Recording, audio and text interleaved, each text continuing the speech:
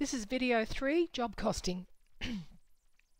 Now, we looked at video 1 where we did the setup for the locations, and then we actually locations being jobs, where those jobs we were actually matching them to the same name as a sub-customer.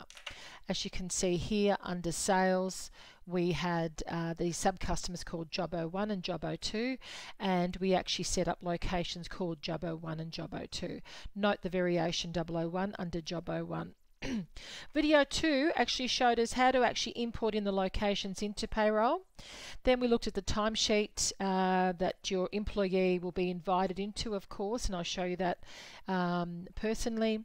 With that timesheet, you need to be having a little bit of a discussion with your employee about what customer he's working on. That way he knows that he needs to pick up the correct sub-customer and the correct location name. So just probably you need to give him a little bit of training. That way he's aware of what he needs to do. Now, video 3, what we're going to do is take you straight into that last part, which is the payroll part, where we've done your employee's done the timesheet.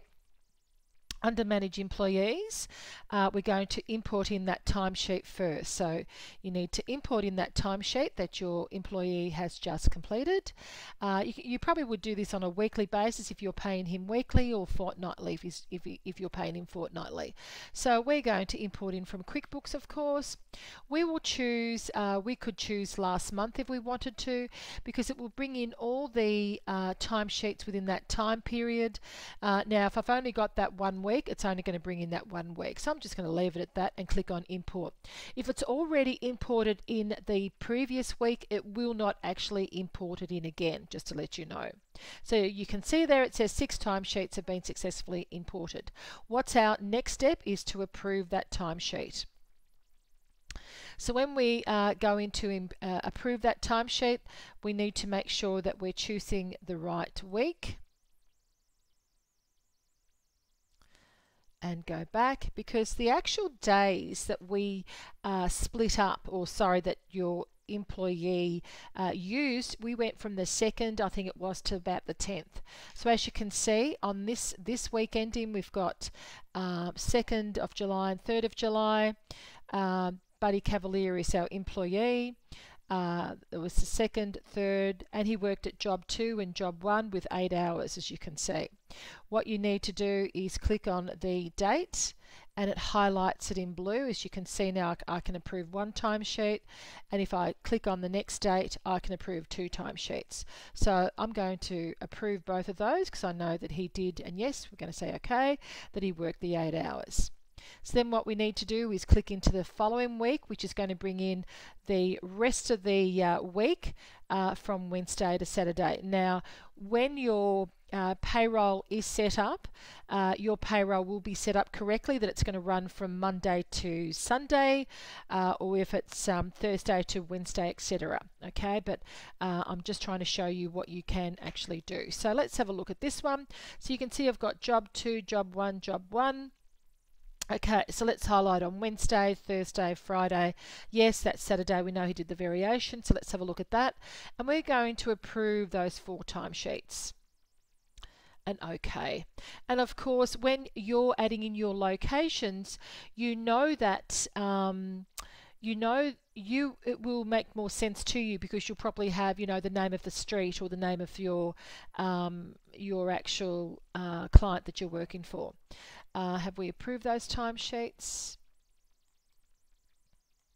I'll just refresh that window.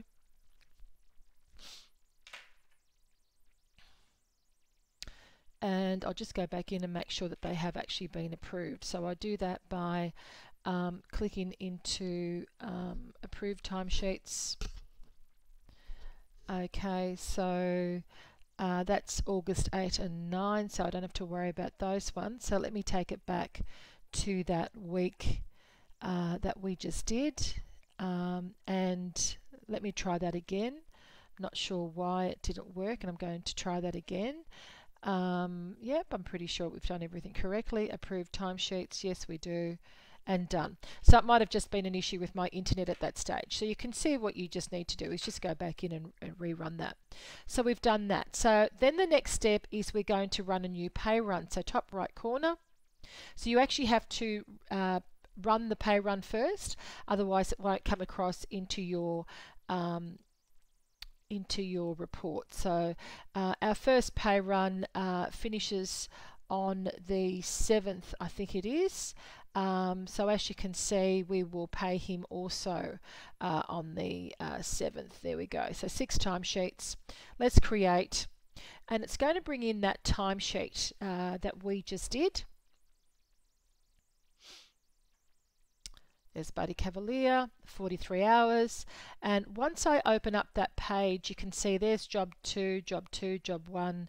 The notes are really important. That way you can actually see what they've done. And see that job 1, that's our variation.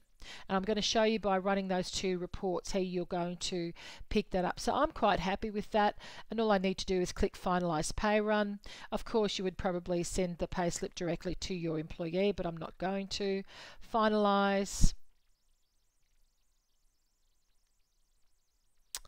Done. Completed. Close. I'm just going to stop the video here because we're up to 6 minutes, and the next video will be on the reports.